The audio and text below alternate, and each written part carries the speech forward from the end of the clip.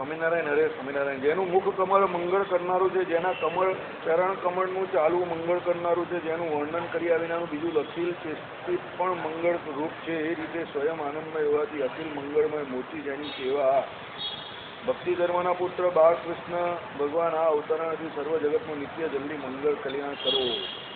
એટલે ભગવાનનો સંબંધ જ મંગળકારી છે. બરાબર. ભગવાનનું હાલવું ચાલવું, ભગવાન જે કંઈ કરે છે તે બધું હાલવું ચાલવું, દરેક ક્રિયા બધી મંગળકારી છે. ભગવાનનું સ્મરણ કરવું પણ મંગળકારી છે. એટલે આ શું કહ્યું ઋષિમુનિઓએ કે ભાઈ એ ભક્તિ ધર્મ અહીંયા અવતરેલા છે, ભક્તિ ધર્મના પુત્ર બાલકૃષ્ણ ભગવાન, એ બધું મંગળકારી છે. એ રાજન પૂર્વોક્ત પ્રકારે ઋષિઓએ અખિલ મંગળ ભાવથી નિરૂપણ કરેલા અખિલને આનંદ કરનારા પોતાના પુત્રને નિહાળીને હરિપ્રસાદ વિપ્ર પ્રહર્ષ પામ્યા. પછી પુત્રનો શાસ્ત્રોક્ત જાત કર્મ નામનો સંસ્કાર કર્યો. બરાબર. જાત કર્મ સંસ્કાર કરે ને એ કર્યો. દરેક વર્ણ અને દરેક આશ્રમ પ્રમાણે પહેલાં જાત કર્મ સંસ્કાર કરવાનો આવે. બ્રાહ્મણમાં સૌથી વધારે કરવાનું હોય, મોટી રીતે સારી રીતે કરે. એટલે બાપા તો હર્ષ પામે છોકરા આવે એટલે આવે એવો પહેલાં જાત કર્મ. હવે તો કોઈ કંઈ કરતું જ નથી. આવે પોતાના જાતનો આવે, પેલો ગોળ મહારાજ આવે ને તે આવીને કરીએ જાત કર્મ કરો સંસ્કાર. તેનો પ્રકાર બે શ્લોકથી ગયો છે. તે જો આવી વર્ણન તે હરિપ્રસાદ કર્મા પ્રથમ બાળકના શ્રવણ ક્ષણમાં જ પોતાના ઘરમાં સુવર્ણ સહિત શીત જળ વડે સચેલ સ્નાન સત્વર કરીને સોના આવે ને સોનું એને પાણીની અંદર બોળી દે, સોનાની નાની નાની ટુકડીઓને એવી. પછી શું એને સચેલ એ કહેવાય ઠંડા પાણીમાં એનાથી સ્નાન કરે. અને જાત કર્મમાં વૈદિક વેદોક્ત કર્મ સ્વરૂપને જાણનારા વિપ્રોએ સહિત તથા વૈદિક મંત્રોથી પુત્ર જન્મ નિમિત્તે પુત્રુતર્પણ કર્યું. તે આમ કાચા અન્નથી કરવા યોગ્ય શ્રાદ્ધ કે સુવર્ણ નથી જાણું. તે ગોભીર પદ્ધતિમાં કહ્યું છે કે પિતાએ પુત્રનું જન્મ સુણીને જ્યાં સુધી જાત કર્મ કરવામાં આવે ત્યાં સુધી નાભી નામનું છેદન તથા સ્તનદાન કરશો નહીં એમ કહીને દિવસે આણી મૂકેલા સુવર્ણ સહિત શીત જળ વડે ધ્રુવમાં સચેલ સ્નાન કરી આચમન કરીને પુત્ર જન્મ નિમિત્તે આમ શ્રાદ્ધ અથવા સુવર્ણથી પિતૃતર્પણ કરવું. એટલે એક પ્રકારનું શ્રાદ્ધ કરવાનું હોય અને પિતૃતર્પણ કરવાનું હોય અને બ્રાહ્મણને બોલાવવા પડે. મેં તમને કહ્યું ને આપણા ગોળ મહારાજ હોય અને એ તમારો વૈદિક મંત્રથી એ જાત કર્મ સંસ્કાર કરે. જાત કર્મ સંસ્કાર થાય પછી જે છોકરાનું એની મા જોડે જે નાભી છેદન કરવાનું હોય ને એની નળી જે જોઈન્ટ હોય એ નાભી છેદન કરે. અને પછી ત્યાર પછી એમ કહે કે શું કરે કે જે એમ કહે કે શું કહેવાય કે આ એની મા પછી એને બાળક તરીકે સ્વીકારીને પછી એને પુત્રને સ્તનપાન કરાવે.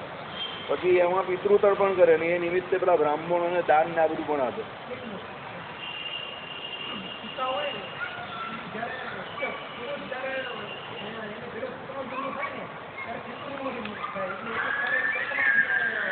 એ તો છે ને એના ઘરમાં પિતૃનું એટલે શું છે કે જ્યારે તમે ગ્રહસ્થાશ્રમ કરવાની એક સૌથી મોટી એ જ છે ફાયદો આ જ છે. શું છે તમારા જે પૂર્વજો છે તે એને તમે જે ગયા હોય એને પિતૃતર્પણ કરનારો કોઈ અહીંયા હોવો જોઈએ ને. એટલે પિતા હોય એનો છોકરો આવે એટલે એને પિતૃતર્પણ કરનારો થાય. એટલે પિતૃતર્પણ એટલે શું પિતૃઓના ઋણમાંથી એ મુક્ત થાય. એટલા માટે ઘણા સાધુ સંતો એવું કહે છે કે ભાઈ લગ્ન કર્યા વગરનું રહેવું નહીં, કારણ કે એની તો ઘરમાં કોઈ તર્પણ કરનારો હોય નહીં. એટલા માટે લગ્ન કરવાનો સૌથી મોટો ફાયદો આ છે કે તમે જાઓ પછી પિતૃતર્પણ કરનારો તમારો બાળક હોય છોકરો હોય તે તમારું પિતૃતર્પણ કરે. બરાબર. એટલે સનાતન સંસ્કૃતિમાં એક અમુક જગ્યા પર લગ્ન કરવાની ના પાડી નથી, લગ્ન કરવા જોઈએ. સાધુ હોય એનો પેલો શિષ્ય કરે અને જે ગ્રહસ્થ હોય એનો દીકરો કરે. એટલે ઘણા વાંજિયા રહી જતા એના દીકરાની હોય તો પછી કોઈ બીજા કરે. પછી કંઈ દીકરી હોય એને તો દીકરીના દીકરા કે એવું કોઈ કરે પણ કરે. હવે તમે ભગવત ભક્ત થઈ જાઓ ને બધું ભગવાન ભરોસે છોડી દઉં તો વાત અલગ છે. મહારાજે કહ્યું એ પ્રમાણે એના કાર્ય સર્વે ભગવાન જ કરી દે. બ્રહ્માનંદ સ્વામીએ કહ્યું ને એકાદશી કરવાથી બધા કાર્ય એના આ લોકને વિશે એનું જગત્યું થઈ જાય પૂરેપૂરું. બરાબર. પણ આ શું છે સનાતન સંસ્કૃતિમાં દરેક તમે અહીંયા આવો એટલે ઋણ ચાલુ થઈ જાય. એ ઋણને ઉતારવા માટે તમારે અમુક કર્મ કરવા પડે.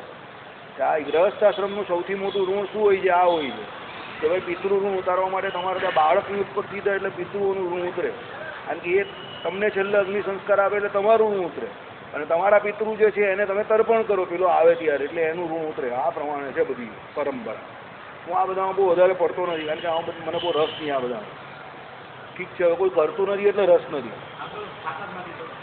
કોઈ હવે આ બધું કરતું નથી. કોણ જાત કર્મ કરે છે? અને આ બધા 16 સંસ્કારમાંથી કેટલા બધા સંસ્કાર આવે બધા ગાયબ થઈ ગયા. હા, એટલે હું બહુ આની ચર્ચા કરતો નથી. તો કોઈ કરતું નહીં મળે ભાઈ, ખાલી ખાલી હું કામ ટાઈમ બગાડવાનો. એટલું કરે છે અત્યારે લોકો ભાઈ, પુત્ર જન્મ કર થાય ત્યારે લોકો દાન પુણ્ય એવું બધું કરે છે. બ્રાહ્મણને પણ કોણ બોલાવે છે? કોઈ બોલાવતું નથી.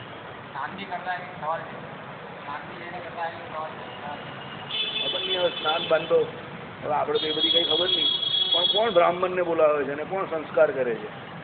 બરાબર. જીવા ઉપર પેલો એ લખવાનું હોય, પરાવાણી લખવાની હોય, સ્ત્રી વર્ગ જે પહેલા 3 વર્ણના છે એમને ઉપર ઓમ લખીને મધથી આખું જીભ ઉપર છોકરાને લખવાનું હોય, મધથી લખવાનું હોય આ જીભ ઉપર. એ બધું કોણ કરે છે?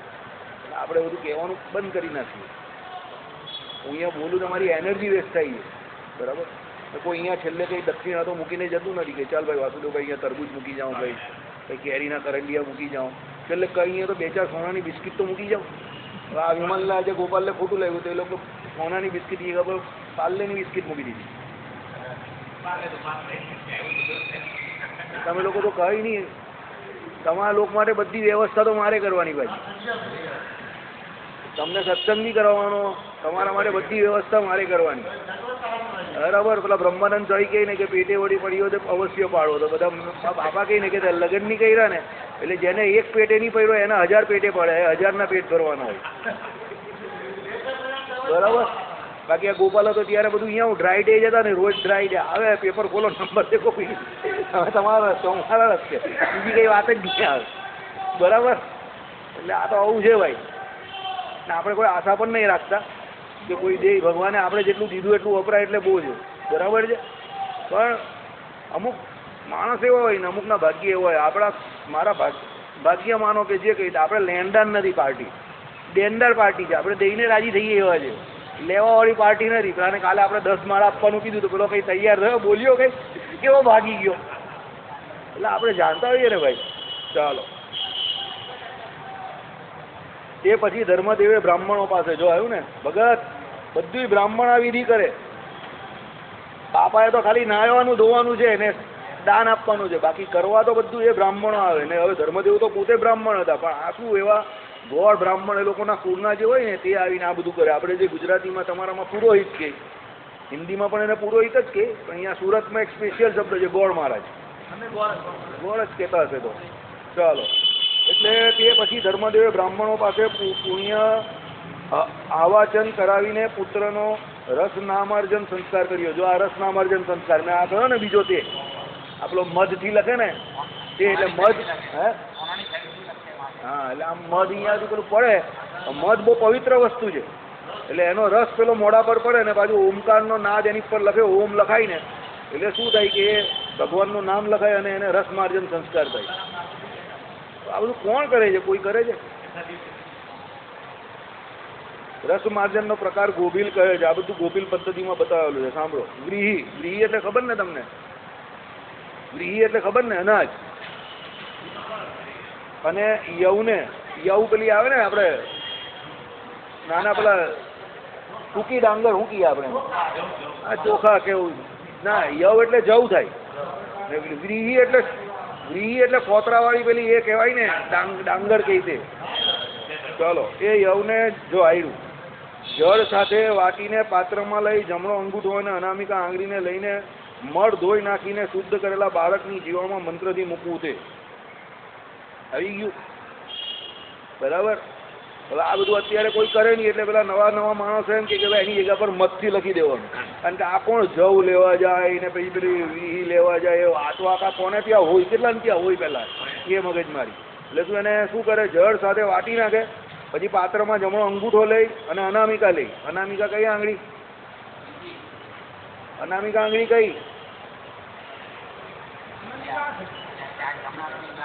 કઈ જમણાકની? પહેલી, બીજી કે ત્રીજી? હા, આ ત્રીજી, આ અનામિકા ને આ કનિષ્ઠિકા, આ મધ્યમાં, આ તર્જની કહેવાય, તર્જની.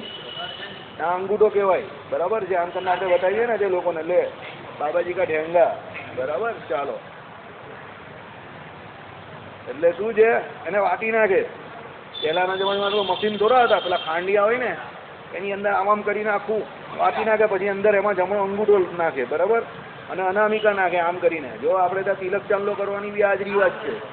આ અંગૂઠો વાપરવાનો તિલક ચાંદલો કરવા માટે, મોક્ષ માટે. તિલક ચાંદલો કરવા માટે તિલક ઉપર તમે જે ચંદન લગાવો એ પણ આ અંગૂઠો વાપરવાનો. આ આંગળીની ઘણા આ આંગળી પણ વાપરે છે ને ઘણા આ તો વપરાય જ નહીં. આ તો કેમાં વપરાય છે તમને કેમ ના, એ નહીં વાપરવાની. જે મોક્ષાર્થી છે એને આ વાપરવાનો અંગૂઠો. શિક્ષાપત્રી અર્થદીપિકા કહી છે ચંદન બી અંગૂઠો જ વાપરવાનો. અને કોઈ પૈસા માંગવા હોય તો પછી એને અંગૂઠો જ બતાવવાનો. બરાબર, ચાલો. આ ચંદન બી આમ અંગૂઠો કરવાનો, આમ. આ મોક્ષાર્થી માટે આ છે. કામ્ય જો એમાં શું છે, બધી આંગળીઓના ફળ કયા છે.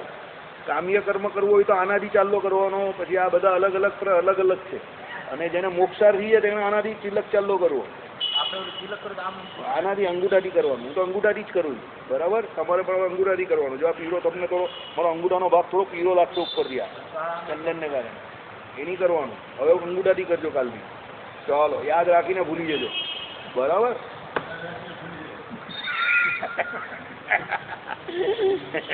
એવું હું કેમ કેમ ખબર, ભાવ બીજી વખત પૂછ્યું એટલે તમે ભૂલી જ ગયેલા હો.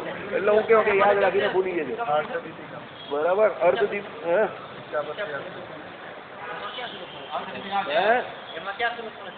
એમાં કયા શ્લોકમાં લખેલું છે? તિલકનો ચાંદલો કરવો 3 એને લખેલું ને. 41માં શ્લોકથી શરૂ થાય જ ને. 39માં શ્લોક 41થી શરૂ થાય જ ને. સવારે 49માં ઉઠવાનું એવું, 50માં 42-43 હશે. કુમકુમનો ચાંદલો કરવો, પછી પેલા એનો કરવો એમાં હશે. ચાલો, 41-42માં આવે. બરાબર છે, જોઈ લેજો ઘરે જઈને. ક્યાં હતા આપણે? હા, આયરો. જમણો અંગૂઠો અને કઈ અનામિકા આંગળીથી લઈને મળ ધોઈ નાખીને શુદ્ધ કરેલા બાળકની. હવે છોકરા પેલા એ હોય ને એટલે પેલા બગડું હોય એટલે એને આખો નવડાઈ ધોડાઈને સ્નાન કરાવી દેવાનું. બરાબર. પછી શું કરવાનું? બાળકની જીવામાં મંત્રથી મૂકવું છે એટલે નાખીને શુદ્ધ કરેલા. એટલે પેલું જે ખાંડનું કરેલું હોય, જે વાટી હોય તેની જીભા ઉપર લખી દેવાનું. ઘણા લોકો ભગવાનનું નામ લખે, ઘણા લોકો ઓમકાર લખે. બ્રાહ્મણોએ તો મોસ્ટલી ઓમકાર જ લખે, કારણ કે બ્રાહ્મણ 70-80% શંકરજીના ભગત હોય અને એ લોકો ઓમ નમઃ શિવાયથી શરૂઆત કરતા હોય એટલે ઓમ જ લખે એ લોકો. પછી બધાનું જેવું હોય તેવું એ પ્રમાણે લખે. કોઈ વાસુદેવ પણ લખે, કોઈ શ્રી રામ લખે, કોઈ શ્રી કૃષ્ણ લખે, એવું લખે અંદર જીભ ઉપર આમ કરીને. બરાબર. ચાલો, તેનો પ્રકાર પણ ગોભીલે કયો છે. પ્રગલ્ભ નામના અગ્નિકુમારના મુખમાં ધ્યાન કરીને જમણો અંગૂઠો અને અનામિકા આંગળી વડે સુવર્ણ સલાકાથી. જો આવ્યું ને સુવર્ણ સલાકાથી. વિમલ પાસે ઘરે બહુ છે બધી સુવર્ણની સલાકા. એટલે તમારે ત્યાં છોકરો આવે બરાબર ત્યારે એની પાસેથી એ સુવર્ણની લાકડી લઈ જજો. એને ત્યાં છે ઘરે. અને લખવાનું કેવી રીતે એ પણ તમને શીખવાડી દેશે. બરાબર. પછી લાકડી પાછી આપી દેજો પાછી. ચાલો, એટલે સુવર્ણની સલાકાથી ધ્રુત લઈને. ધ્રુત એટલે શું? ચોખ્ખું ઘી. બરાબર. ધ્રુત એટલે શું? ચોખ્ખું ઘી. જો ઘણા 3 શબ્દ છે. એક આવે ધ્રુત. આ ધ્રુત લખેલું છે. ધ્રુત એટલે ચોખ્ખું ઘી. બીજો આવે દ્યુત. દ્યુત એટલે જુગાર.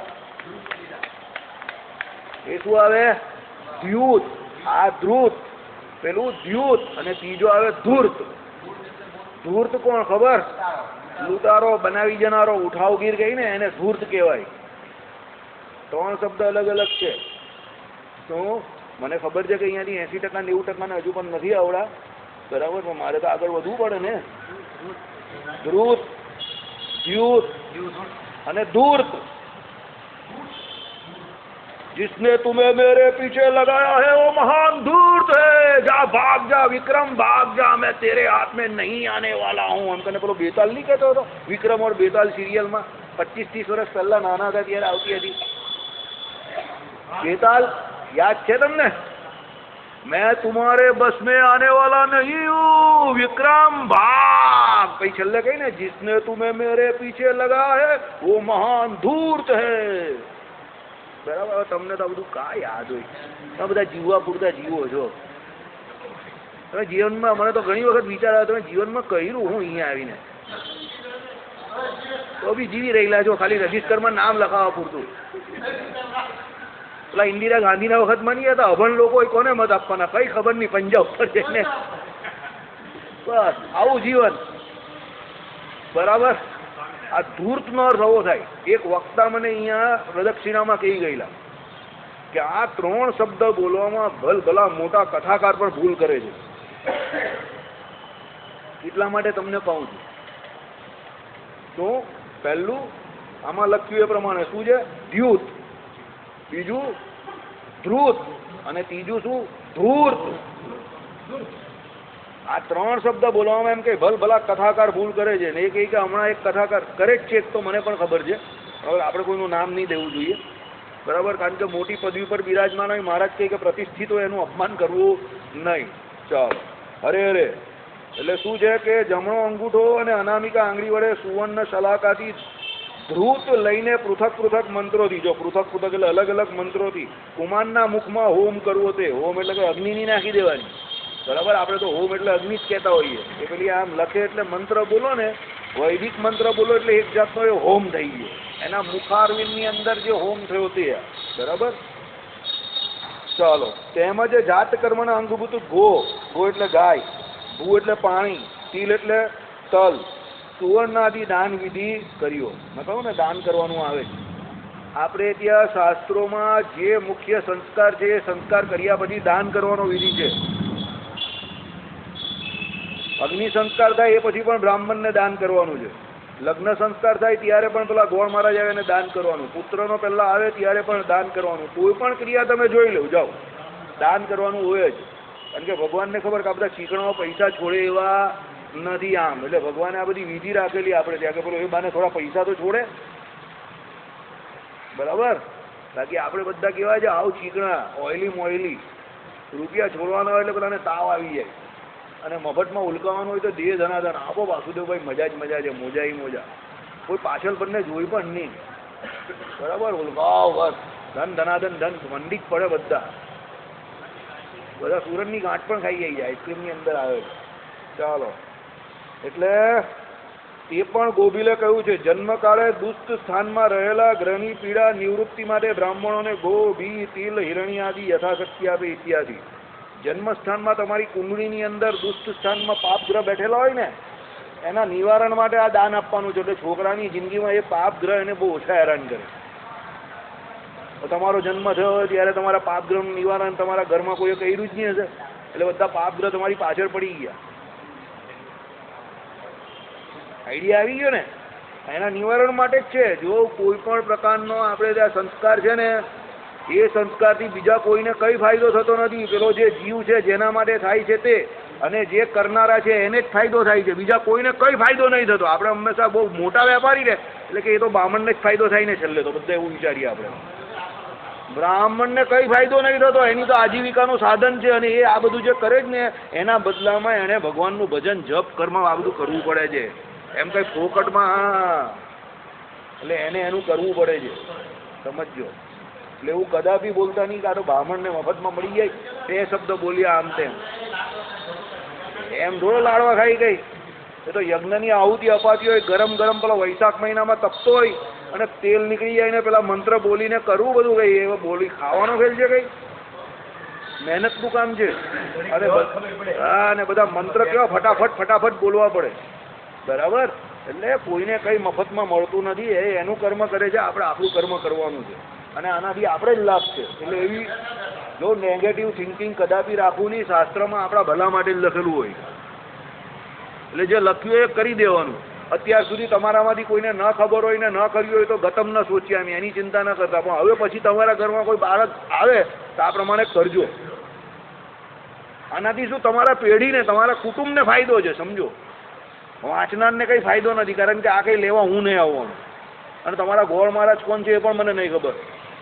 પણ આ તો શું છે કે તમારા ઘરમાં જે બાળક આવે, હવે સ્વાભાવિક રીતે કે એ જ્યારે આવ્યું હોય ત્યારે કોઈને કોઈ સ્થાનમાં તો પાપ ગ્રહ બેઠેલા જ હોય, તો એ એના નિવારણ માટે આ પહેલેથી જ કરી દેવામાં આવે છે કે એટલે એ પાપ ગ્રહની ઇફેક્ટ ઓછી થઈ જાય, સમજો, બરાબર. હવે ભગવાન બચાવે. આ કળિયુગના માણસને સાચું સમજાવવું તો બહુ કઠણ કામ છે. ખોટું કદાચ કોઈ લોભના માયરો સમજી જાય, પણ સાચું સમજાવવા માટે તો દમ નીકળી જાય તમારો, બરાબર. બહુ અઘરું કામ છે. ચાલો, વિપ્રવર્ય ધર્મદેવના, હવે ભગવાનને તો કોઈ પાપ ગ્રહ હતો જ નહીં દુષ્ટ સ્થાનમાં, લેવો તો પણ ધર્મદેવે કર્યું. ભગવાનના તો બધા મસ્ત ગ્રહ બેઠેલા છે કે તે મસ્ત એટલે બહુ જેવું જોરદાર આખી કુંડળી બધા એકદમ ટોપ ગ્રહ બેઠેલા હતા પણ તો પણ કર્યું ને ધર્મદેવે.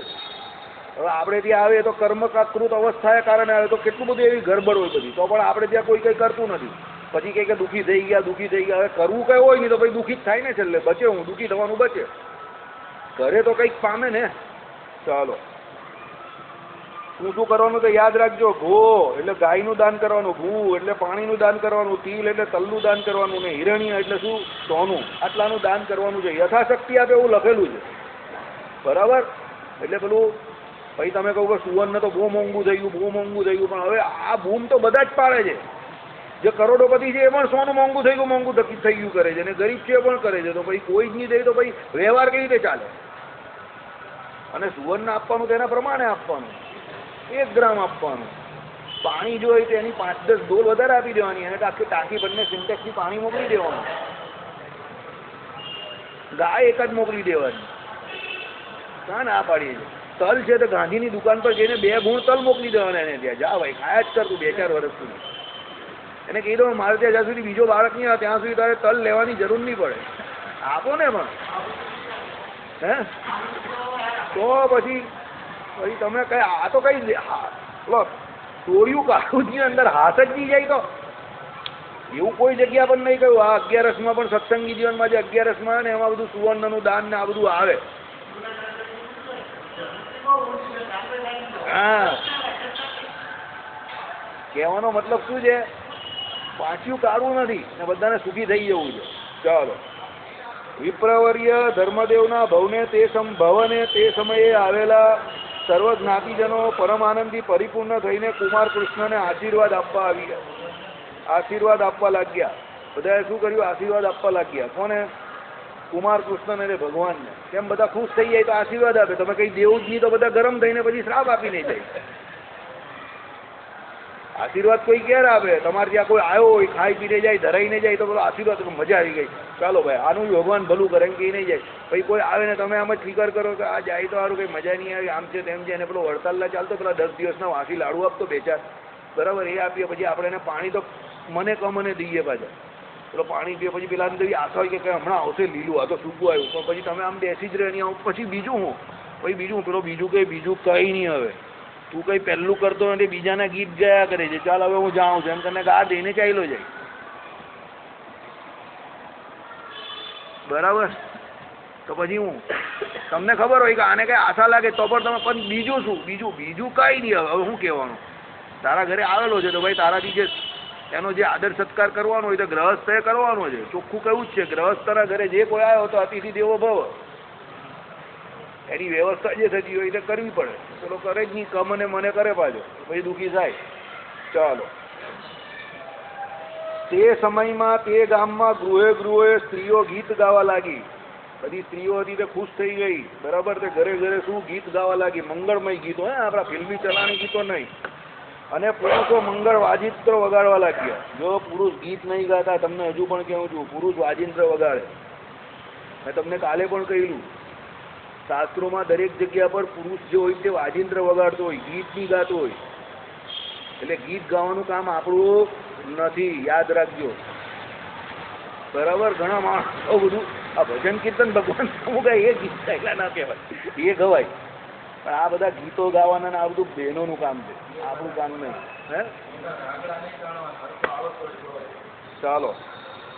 ભગવાનના જન્મ જનિત આ મહા આનંદ એકલા ધર્મદેવને જ થયો એવું નહીં, પણ સર્વ કોઈ નર નારીઓના મનમાં થયો. ભગવાનનો અવતાર થયો એટલે બધાને જ આનંદ થાય ને. એટલે એકલા ધર્મદેવને ત્યાં ઉત્સવ હતું એવું નહીં, બધાને ત્યાં આનંદ ઉત્સવ હતો.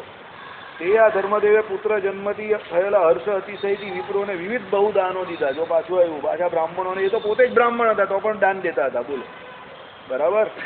બીજા દૌહિત્ર યાચક. દૌહિત્ર એટલે ખબર ને તમને કોને કહેવાય? દૌહિત્ર, ભાણેજ ને દૌહિત્ર કહેવાય.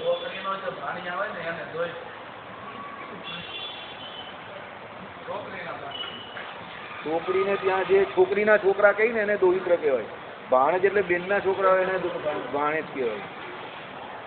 તમારા કાઠિયાવાડમાં બધાને ભાણેજ જ કે બને, અમુક જગ્યા પર એવું હોય.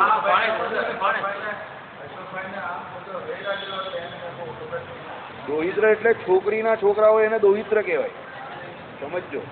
બેનના છોકરા હોય એને ભાણેજ કહેવાય, બરાબર. એવું નહીં તમારામાં કે એટલે એ ભૂલ હોય, એ ભૂલ હોય, એ ભૂલથી કહેતા હોય એમ. એ કહેવાતા નહીં હોય એવી રીતે, કહેવાય તો દોહિત્ર જ એને. પણ એ શું ભૂલ હોય કે એ બધી માથાકૂટ કોણ કરવા જાય, એટલે બધાને એક હરખા ભાણિયા જ કહી દે, બરાબર. ભાણિયા નહીં કહેવાય, ભાણિયા તો ફક્ત બેનના દીકરા હોય તે જ કહેવાય. ચાલો. યાચક એટલે માંગવાવાળા, જે માંગીને ખાતા હોય એ બધા યાચક કહેવાય ને. એટલે એમને છોકરી એટલે એમને કોઈ ભાઈને કહેવા હોય ને, એમને હોય ને દોહિત્ર. દોહિત્ર એટલે કુટુંબમાં બી હોય તેને બી દોહિત્ર કહેવાય ને. હવે દાખલા તરીકે રણજીતભાઈને છોકરી નથી, ઘનશ્યામભાઈની છોકરીના છોકરા છે, પણ એના દોહિત્ર જ કહેવાય. એટલે આપણે 3 છે એટલે લઈ જવું એને, ના હોય તો એ દોહિત્ર જ આપે એને અગ્નિ સંસ્કાર પર, બરાબર. ચાલો. યાચક એટલે કોને અત્યારે તો વિચાર નથી. હવે તમે કહ્યું તો હું તો ચોખ્ખું બોલવા વાળો છું.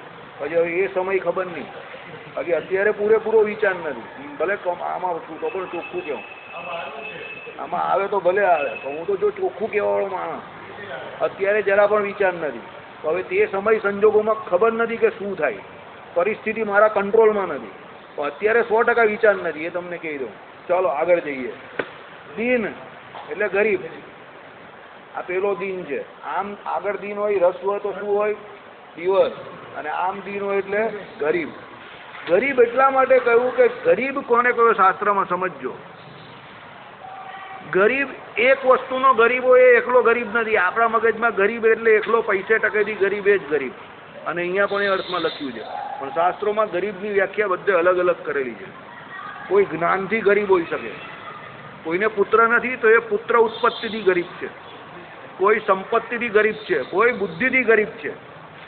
બધા અલગ અલગ પ્રકારના ગરીબ કયા છે.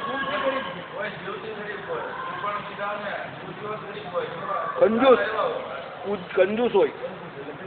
કહેવાનો મતલબ શું છે? હમણાં જ આકેશ મને કહેતો હતો, કંજૂસ જેટલો ઉદાર કોઈ નહીં.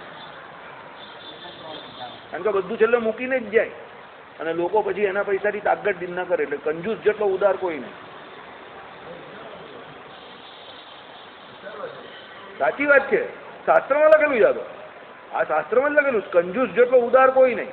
એ બધું મૂકીને જાય, જેટલું કમાયો બધું એમને મૂકીને જ જાય, જરાય વાપરું નહીં. એટલે બહુ ઉદાર, બધું બીજાને આપી જાય. આ પેલી મારી વ્યાખ્યા જેવો છે આ અર્થમાં. હું નહીં કહેતો કે ભાઈ લોકો કહે કે ગ્રહસ્થ આમ તેમ, હું કહું ગ્રહસ્થ જેટલો પરોપકારી કોઈ નહીં. મારી વ્યાખ્યા આખી ડિફરન્ટ છે આમ. એ કેમ મેં તમને ઘણી વખત કહું છું. હવે કહીશ તો બધા કોઈ દિવસ ભેગા થઈને મને મારો ને એટલે નહીં કહેતો. કારણ કે જેના બાપાને એની દીકરીનું ટેન્શન હોય એ ગ્રહસ્થ એના ઘરે લઈ આવે, એટલે પરોપકાર જ કર્યો ને. નારિયેલ ઉછાળતો જાય, અને ભાઈ આખી જિંદગી આમ નારિયેલ ઉછાળ્યા જ કરે બેઠો બેઠો. એટલે ગ્રહસ્થ જેટલો પરોપકારી કોઈ નહીં, અને સાધુ જેટલો સ્વાર્થી કોઈ નહીં મારી દ્રષ્ટિએ. યાદ રાખજો. કેમ?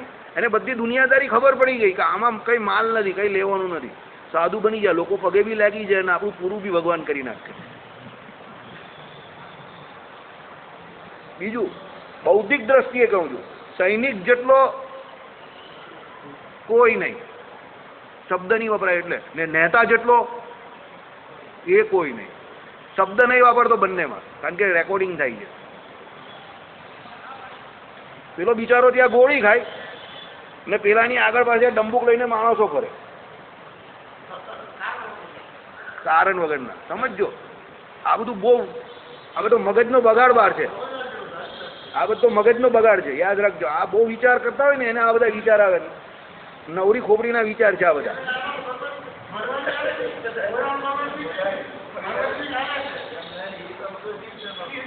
તમે જોજો, ગુજરાતના માણસ એટલે જ લશ્કરમાં નહીં જતા.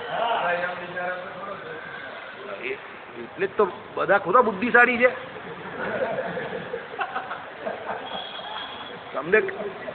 તમે જોજો, જે પ્રદેશના લોકો એમાં જાય છે એની ઉપર દુનિયાના સૌથી વધારે જોક બનેલા છે. સુપ્રીમ કોર્ટે અમને ના પાડી કે એ પ્રજા ઉપર એટલા બધા જોક નહીં મારો તમે. એના છોકરાઓ ડિપ્રેશનમાં ચાલ્યા જાય છે. સમજી ગયા ને? હા, બસ સમજો તમે. વિચારશીલ માણસ બધા બહુ વિચાર કરતા હોય ને આ ખોપરી ભગવાને બહુ ખતરનાક બનાવેલી છે. આ તો મને એક સૈનિક જ મળેલો ટ્રેનમાં. મેં એની જોડે ચર્ચા કરી ને કે આપકી બાત એકદમ સહી છે એમ કે हम लोग मरते हैं फिर भी हमारी कोई कदर नहीं होती। एक आध दो बार वो राष्ट्रीय वो मान दे देते हैं, फिर हमारे घर वाले वो पैसा मांगने के लिए और पेट्रोल पंप के लिए अर्जी की होती है, वो धक्के खाते हैं वहाँ पर।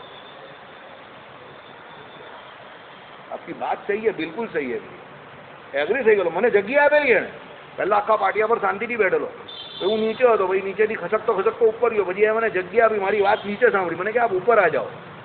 પછી એ ઊંઘી જવાનો હતો, તો 4 કલાક ઊંઘ્યો નહીં, જાગ્યો મારી જોડે ને બધી આ બધી ચર્ચા કરી એને ઘણી બધી। એ કહી કે દિમાગવાળે આદમી હતો, મને છેલ્લે કહ્યું એમ। હું બોમ્બેથી આવતો હતો ને રિઝર્વેશનના સૈનિકના ડબ્બામાં ઘૂસી ગયેલો, એ બધાને કાઢી મૂક્યા, હું છેલ્લો સૈનિકના ડબ્બામાં બોમ્બેથી સુરત સુધી આવ્યો। સ્ટેશન પર મને છેલ્લે સાહેબજી મારીને ગયો, પોલીસવાળો અહીંયા વિચાર કરતો કે સૈનિકના ડબ્બામાંથી આ કાથી નીકળો। હું કર્નલ છું ના, એટલે એમાં બુદ્ધિ હું આમ જ ઘૂસી ગયેલો, બાય ફોલ્ટ ઘૂસી ગયેલો, સમજો। હું ઉતાવળમાં ગયો છેલ્લે ને ઘૂસી ગયો, એ મારી આગળના ને બધાને કહી રહ્યા। હા બુદ્ધિશાળીને એ મને કહ્યું, તો મેં શું કહ્યું કે આગળ બોરીવલી આવશે ને એટલે હું ઉતરી જઈશ ને પછી ધીમે ધીમે પેલા એ મને પૂછ્યું ને વાતચીત ચાલુ થઈ, તો પછી હું જવાની તૈયારી કરતો હતો બોરીવલી, કે નહીં અભી રૂકી જાઓ ને, તો અહીંયા સુરત જ આવી ગયું છેલ્લે વાત કરતા કરતા। એટલે કહેવાનું તાત્પર્ય આવું છે, સમજો। આમાં મારી બુદ્ધિ ને હું તો બાય ફોલ્ટ જ પહોંચી ગયેલો, એને ખબર પડી ગઈ, પણ રિયાલિટી ખબર પડી ગઈ એને। મેં જે કહ્યું ને એને રિયાલિટી ખબર પડી ગઈ કે આપકી બાત એકદમ સહી है, પણ આનાથી આગળ તમને કેમ હવે આજનો સૈનિક જે સૈનિક ત્યાં મરે છે એ જ કાલનો દેશનો નેતા છે।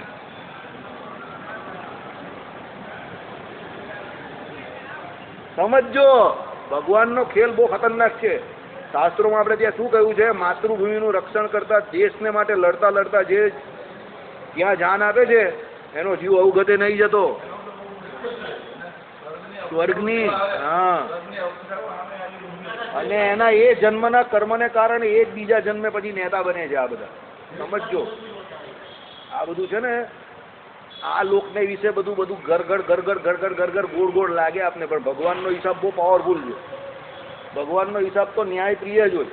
એટલે જે આજે નેતા છે, જે તમને અત્યારે અવો લાગે છે, એને પૂર્વે કંઈક એવું કર્યું હોય એટલે એ તે જગ્યા પર બેઠો છે, બરાબર। ચાલો આગળ જઈએ હવે આપણે। દીન એટલે ગરીબ। જો ભાઈ ગરીબને કોઈ દિવસ કલ્પાવો નહીં। આપણા ઘરે કોઈ આવ્યો હોય રોટલો રોટલી માંગવા ન હોય તો જય સ્વામિનારાયણ કરી દેવા, પણ એની ગરીબાઈ પર કે એ જે માંગે છે એની ઉપર કદાપી કોઈ ઠઠ્ઠા મસ્કરી ના કરવી।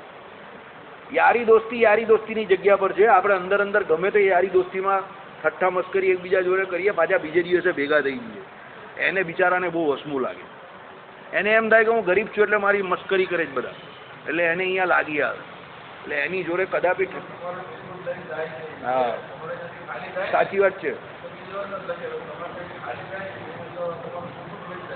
તમે એને જે આપો છો એ તમે તમારું સુકૃત વધારી રહેલા છો, સમજો। એટલે એને આપીને આપણે કોઈ કૃપા નહીં કરતા, આપણું સુકૃત જ વધારીએ છીએ એમ સમજીને આપવાનું છે। અને ન બની શકે એવું હોય કદાચ તેને 2 હાથે ત્રીજું માથું ને છેલ્લે કંઈ મંદિર ઘરમાં કંઈ સૂકું પડેલું હોય તો સૂકું પણ દઈ દેવું, નાસ્તો કરાવો, કંઈ પણ હોય ને ઘર ન છોડાય એવી પરિસ્થિતિ હોય તો ઘરમાં સૂકું હોય તો સૂકું દઈ દેવું। આ બિસ્કિટ એવું તો બહુ ઉત્તમ છે, ચા બિસ્કિટ તો બહુ ઉત્તમ। તમારું સસ્તી સારી સુંદર સ્ટ્રીટફૂડની જાત્રા, તમે ચા બિસ્કિટ કોઈને પણ ખવડાવો એટલે તમારું ખિસ્સું પણ બહુ વજન નહીં પડે અને એની સાથે પેલાનું પણ પેટ ભરાઈ જાય। પણ એક વસ્તુ એ રાજી હોવો જોઈએ એને। આજકાલ એ લોકો રાજી નહીં થતા એનાથી, એ લોકો બધા રોયલ થઈ ગયા ને। 100% સાચી જ વાત છે ને। ચાલો ડિમાન્ડ તો હોય જ ને, અનુભવ હકીકત છે। અમારે ત્યાં એક આવે છે સાધુ, તે થાળી જ માંગે, બાકી પાકી થાળી આપો। એકાદ વખત તો મેં એને રોટલી શાક ખવડાવ્યું, પછી એક વખત મંદિરના લાડુ ખવડાવ્યું। થાળી હવે રોજ તો તમારાથી થઈ નહીં શકે ને। આપણે ત્યાં બધાએ જમી લીધું હોય પછી થોડી એક થાળી જેટલું બચેલું હોય, ઘણી વખત ન હોય તો શું કરીએ? આપણે એમ કહીએ કે ચાલો બહુ બધો તમને બહારથી આમ કરીએ તેમ કરીએ, એ કંઈ નહીં, મેં તો यहाँ बैठ के खाना ही खाऊंगा। તમે રોટલી શાક આપો 2 તો એ ખાઈ લે, ત્યાં ઓટલા પર બેઠો જ ખાઈ લે, પાક્કો સાધુ છે બોલ। અને તમે નહીં આપો તો પછી કંઈ નહીં, ઊભો થઈને ચાલ્યો જાય। લાડુ હોય તો મંદિરના લાડુ લઈને ચાલ્યો, પૈસા નહીં લે પાછું, છે રાજકુમાર પાક્કો, પૈસા નહીં લે એટલે નહીં લે। પાછા આપણે ખાવાનું એમ કહે ને કે આપ લઈ જાઓ, તમે એમ કહો ને જોનનીમાં લઈ જાઓ, કોથળીમાં પ્લાસ્ટિકની બેગમાં બાંધી, નહીં झोली में नहीं, यहीं पे खाऊंगा। संग्रह नहीं करवानो एम, बस झोली में એટલે એક જાતનો સંગ્રહ જ કહેવાય ને। ત્યાં જ ખાઈ લેવો. ચાલો. અંધ અને કૃપણ વગેરેને પણ યથાયોગ્ય બહુ દાનો દીધા. અંધ એટલે ખબર ને, આંખે કરીને અંધ હોય તેને. કૃપણ એટલે ખબર ને, બીજાના ઉપર આધાર હોય જેનો હોય તે કૃપણ. વધારે ચર્ચા કાલે કરશું. શ્રીપતિ શ્રીધરમ સર્વદેવ